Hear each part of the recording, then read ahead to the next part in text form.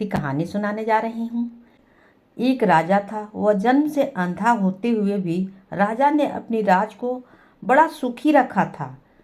कारण यह था कि राजा की अच्छाइयाँ, राजा के परोपकारी स्वभाव, राजा ने अपने दरबार में और अपने खास लोगों में अपने जैसे अच्छे और दूसरों का भला सोचने वाला लोगों को नियुक्त किया करता था।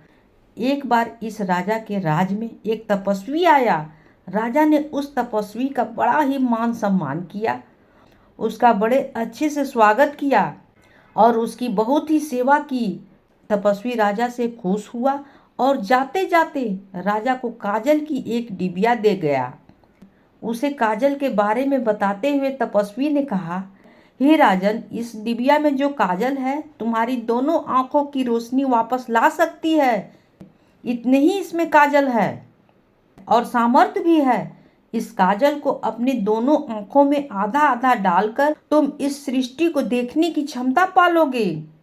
राजा उस काजल को पाकर बहुत खुश हुआ, लेकिन इस्तेमाल करते समय राजा को अपने उस मंत्री की याद आई जिसे उसकी आंखें कमजोर हो जाने की वजह से सेवानिवृत्ति होना पड़ा था। राजा बिना एक क्षण की देरी किए ही अपने कुछ आदमियों के साथ उस मंत्री के घर पहुंच गया। वह मंत्री बिल्कुल अंधा हो चुका था और एक कोने में बैठा हुआ था। राजा ने मंत्री को तपस्वी के बारे में और उसके द्वारा दी गई काजल के बारे में बताया। राजा ने वह काजल मंत्री को दे दिया और उसे उसकी आंखें में डालने के लिए कहा।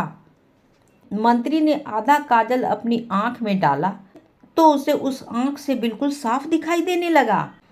अब थोड़ी देर सोचने के बाद मंत्री ने बचा हुआ आधा काजल अपनी जीभ पर डाल दिया।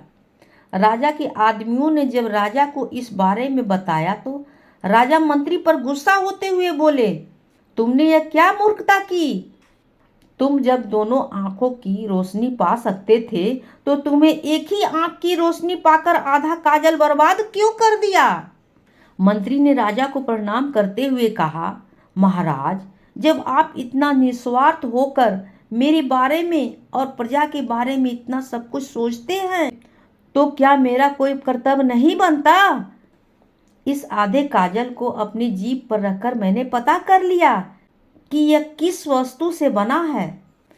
अब मैं इसे बनाकर आपकी और ऐसे हजारों लोगों की आंखों की दृष्टि वापस ला सकता हूँ।